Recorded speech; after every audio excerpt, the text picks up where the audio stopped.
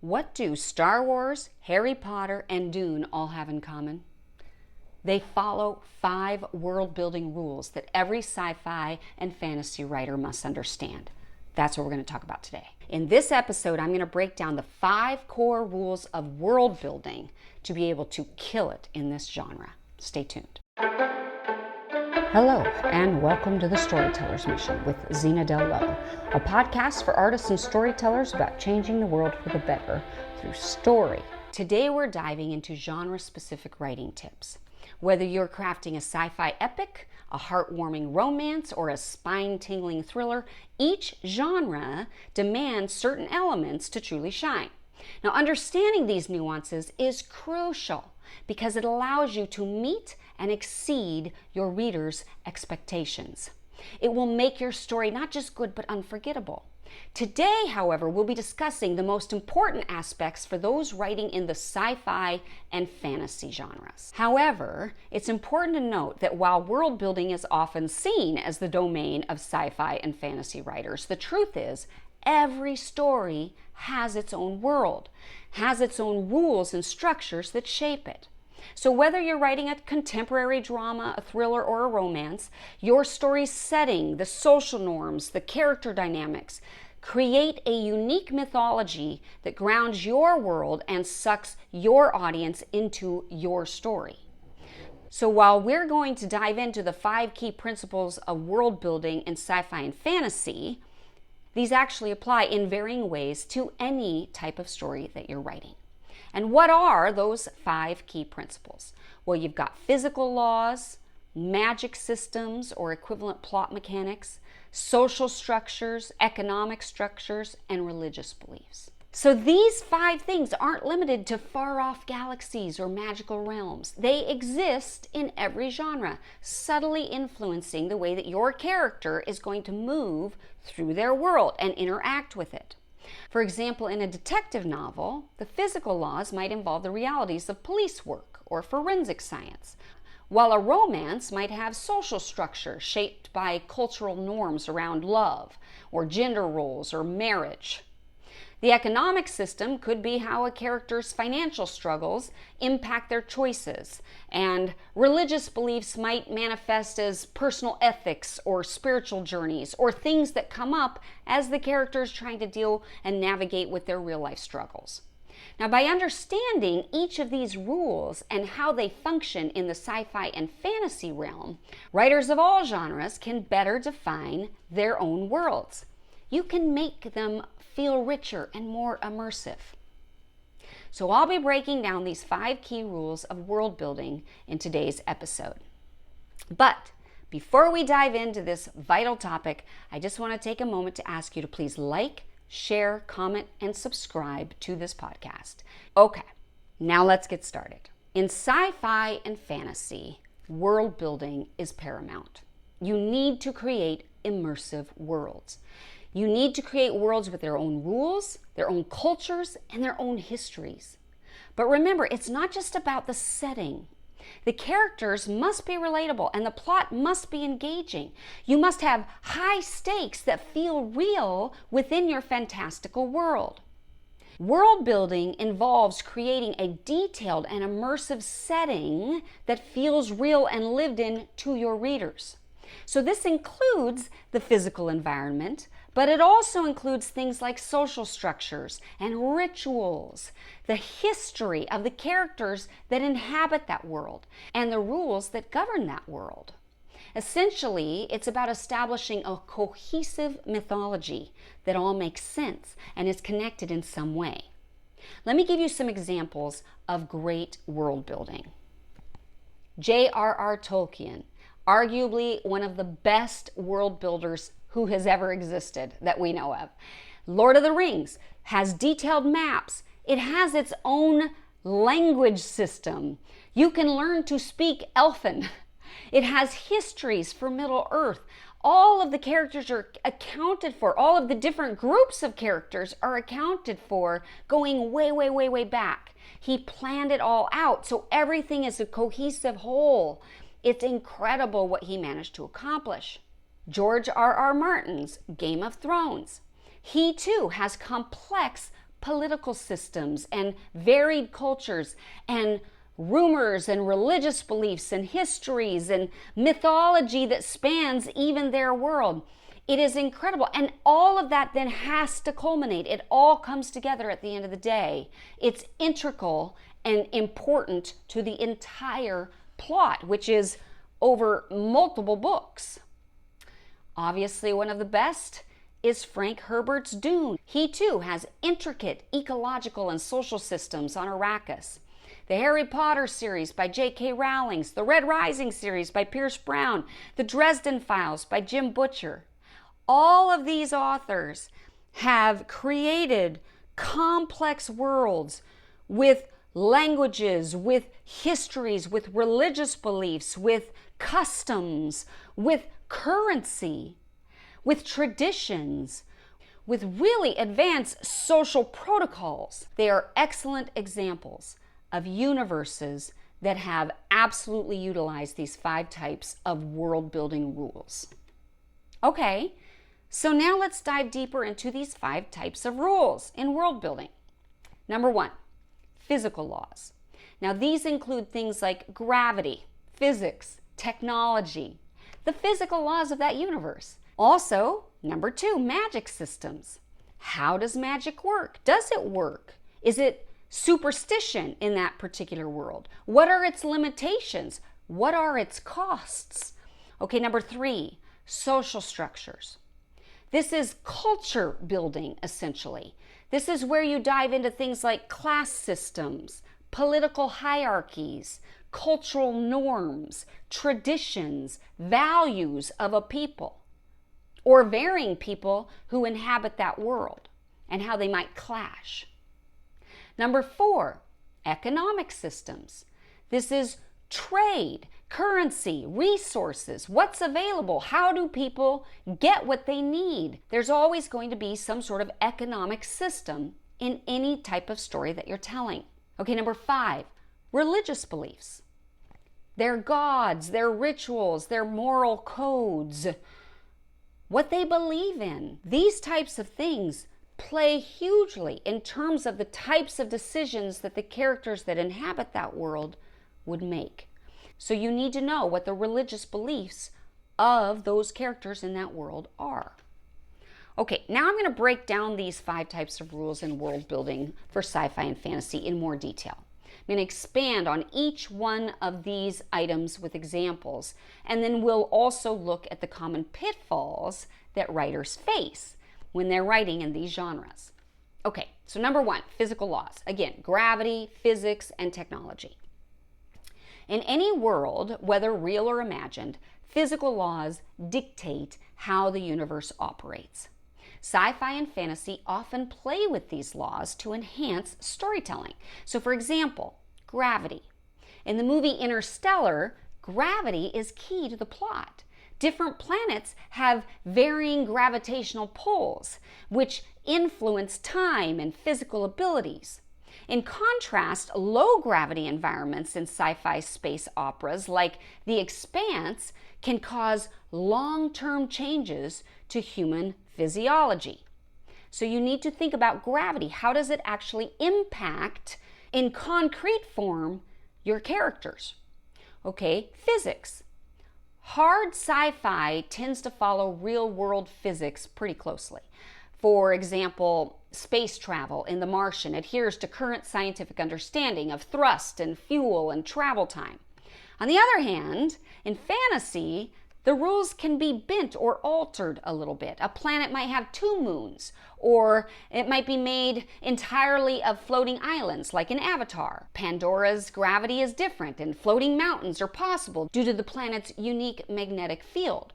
You can bend the rules when it comes to fantasy, but you have to justify the rules using science that makes it believable. Otherwise, we don't buy it. If you don't justify why something is happening, even if it's making up the scientific rules, then we're still not going to buy it. And credibility is super important when it comes to these things.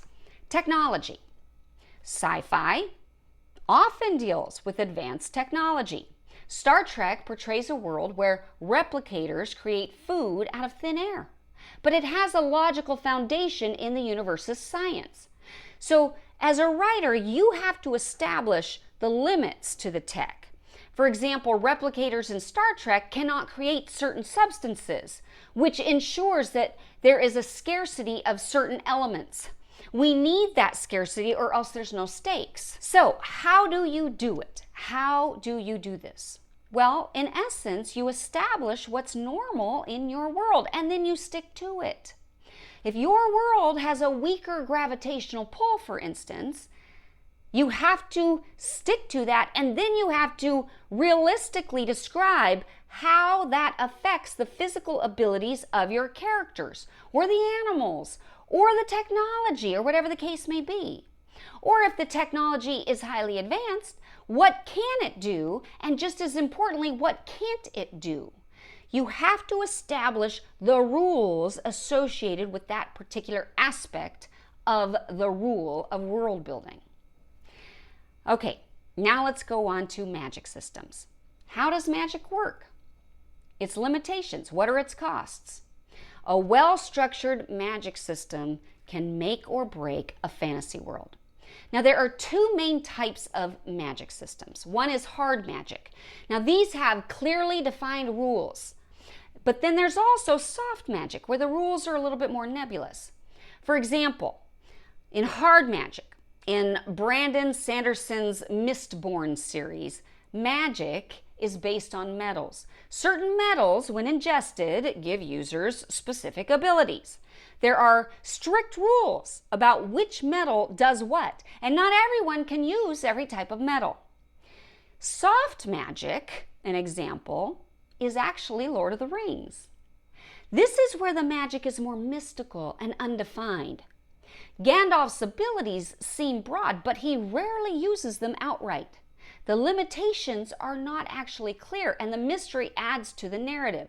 Nevertheless, when you establish a limitation, you have to stick to it or somehow justify it, even on a mystical level, which I think is what we find when Gandalf the Grey becomes Gandalf the White, because he dies and is resurrected. And it's unclear how that happened. It's very mysterious, and yet we still buy it because of the association with his death and resurrection. So that's soft magic. Okay, costs of magic. If you're familiar with Full Metal Alchemist, the law of equivalent exchange is vital. The idea, this is actually true in The Witcher too. You can't create something from nothing. Whatever you gain must be of equal value to what you give up.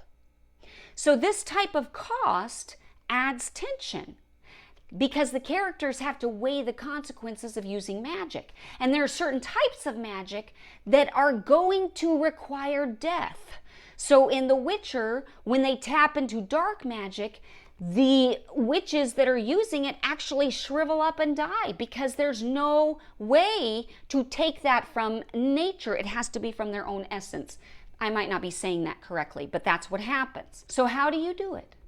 How do you do the magical part of world building? Well, you define the limits of your magic early on. Does using the magic cause physical exhaustion? Or does it require rare resources? Are there spells associated with it, like in Buffy, the Vampire Slayer? Anytime Willow does a spell, she's actually using various objects to be able to make the spell happen. Sometimes there are blood sacrifices. What elements are required to be able to pull off that spell? Think about what is required. When they're done, what happens? When Willow was tapping into a certain type of magic, she was getting high. It was black magic. She was getting high on that. And it was causing her, it was like she was a drug addict. So it was very dangerous to tamper with that particular kind of magic. So you need to think about what prevents characters from simply using magic to solve all their problems. See, if they could do it without any sort of cost, they would. In Harry Potter, what are the limits? Why don't they use it to solve everything? What are some of the rules associated with that? Some of it is their abilities. They have to get better and better at tapping into it. Some people have more ability to tap into certain types of magic. So is that the limitation? What are the limitations and why? It's your job to define all that. And you do it by showing us rather than hopefully just telling us. Okay, number 3, social structures. Again, this comes back to culture building. This is class systems, political hierarchies, cultural norms within that society. Worlds feel more immersive when the societies that are developed are rich. This is why it's so important for you to understand the histories of your characters and the rituals and customs and values and beliefs. All those things play into this. You can't actually develop a rich class system, political hierarchy, or unique cultural norms if you don't understand the people that inhabit your world. Let me give you some examples of excellent class systems. In Game of Thrones, you've got the feudal system. It's front and center. You've got the noble houses and knights versus the peasants. The social hierarchy drives much of the conflict, just like it did in medieval times. You also have political hierarchies. Another great example of that is in Dune. The Galactic Empire is divided into noble houses under the Emperor, and the politics of power between the houses shape the entire narrative. The Bene Gesserit, on the other hand, is a secretive sisterhood who also wields a lot of power and influence behind the scenes, and that adds another layer of complexity. In terms of cultural norms, I'll pull from Skyward, the Skyward series by Brandon Sanderson. And Buffy the Vampire Slayer also is a great example that showcase the cultural norms and how they're unique societal structures in these various types of stories. So in Skyward, the world of detritus is shaped by a strict social structure that is rooted in an ongoing war with the Krell, an alien species that's basically out there in outer space circling the planet that the humans are on.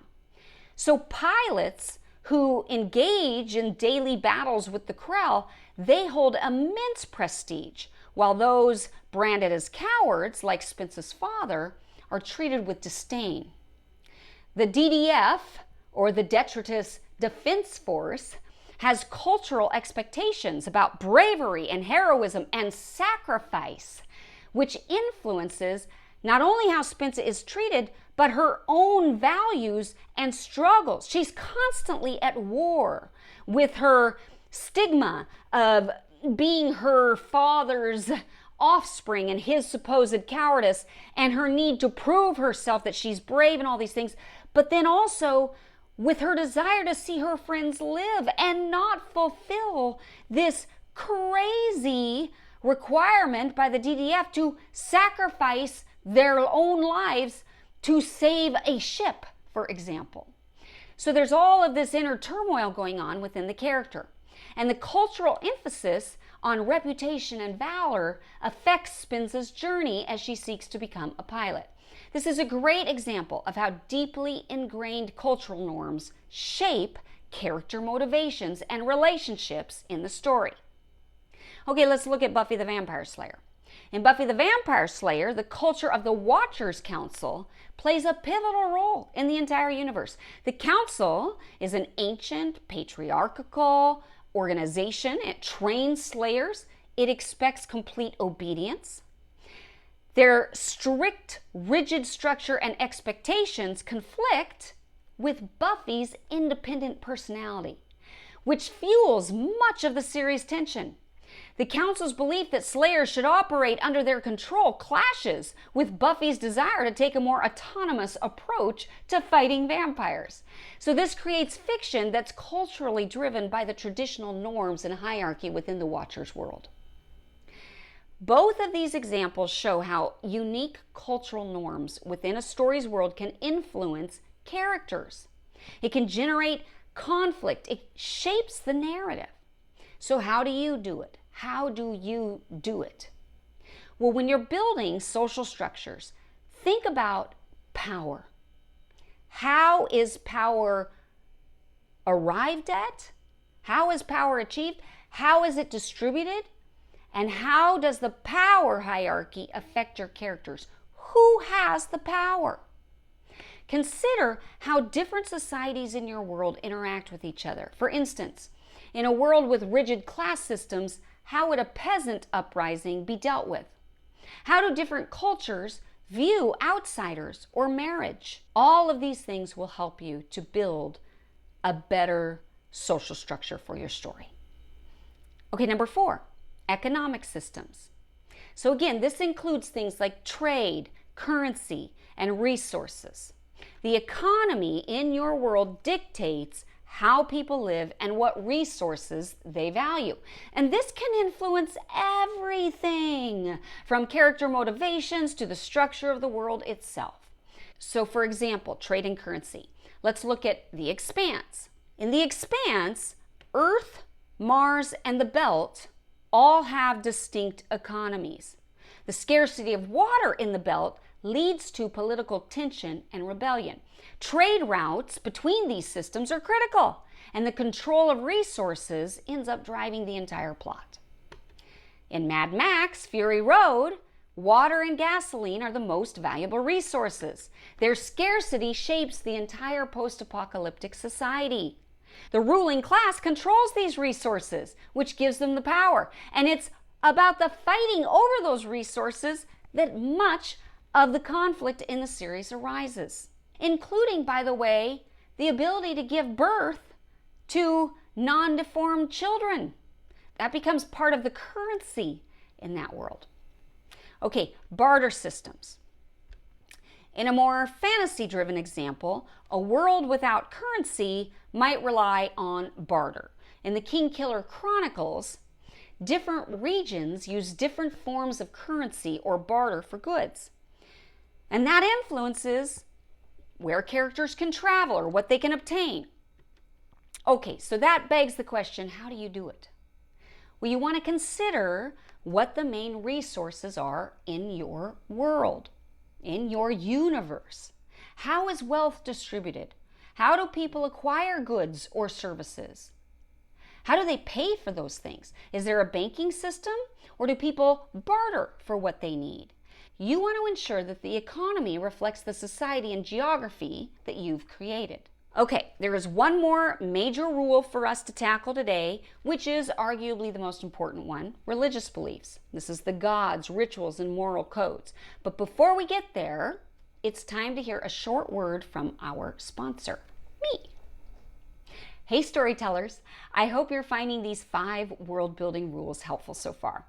Now, as we've seen, building a rich, immersive world isn't just about sci-fi and fantasy, it's about creating a universe that your audience can feel. But here's the thing, whether you're writing a galaxy-spanning space opera or a small-town mystery, there are 7 crucial plot points that your story needs to hit in order to satisfy your audience. These plot points are the backbone of any great story across every genre and medium, which means if you miss one, you risk losing your audience's attention, or worse, leaving them unsatisfied with the payoff. That is why I've created a free training video for you, where I break down exactly what these 7 deadly plot points are. These are the essential story moments that you need to deliver in a powerful and compelling way. So if you want to dive deeper into mastering story structure and make sure that you're hitting all the right notes, be sure to check out my free training video on the 7 deadly plot points that will transform your writing. Click on the link provided in the notes or head over to thestorytellersmission.com and you can start watching right away. Okay, now let's dive into the final rule for today. Number 5, religious beliefs. Gods, rituals, and moral codes. Religious beliefs can add depth to your world, influencing the laws, the politics, and the character motivations. So for example, in Buffy the Vampire Slayer, you've got gods. It touches on various gods and demonic entities. For example, Glory is a god who is exiled from a hell dimension. She brings with her a different set of rules and beliefs that influence her behavior and create a serious threat to Buffy and the normal world. Glory's divine status and need to return to her dimension fuel much of the plot in season 5. And her quest to regain power is tied to her godhood and the destruction it would cause to Buffy's world. So she must be stopped. Okay, let's look at rituals. Skyward by Brandon Sanderson, while it's not overtly religious in the traditional sense, the pilots and their society have rituals and traditions closely tied to their survival, including the reverence for pilots who sacrificed themselves in the war against the Krell. This respect for those who give their lives can almost be seen as a secular religious belief. It's a deeply significant ritualistic belief system, and it greatly impacts Spinza. Spinza's struggle with being labeled as the daughter of a coward shows how much these rituals and the honor they bestow affect society and individuals. That becomes part of her inner turmoil throughout her entire journey. Okay, moral codes.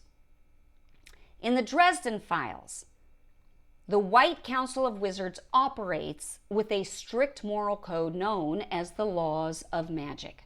These laws prohibit certain types of magic from being practiced, like necromancy or mind control. Violating them can lead to execution. It brands you as a dark wizard who needs to be executed. Harry Dresden himself often faces moral dilemmas when he's forced to push the limits of these rules in order to protect others. This moral framework then shapes not only Dresden's choices, but also the conflicts between characters, especially when his actions toe the line of what's acceptable under wizard law. So this gives you an idea of the types of examples that demonstrate how religious or belief systems in a story can influence the world building. It can influence your character's decisions and the narrative tension, even in settings that aren't explicitly about religion or religious institutions. So now it begs the question, how do you do it? How do you do it? Well, you want to develop a religion that fits the world you've created.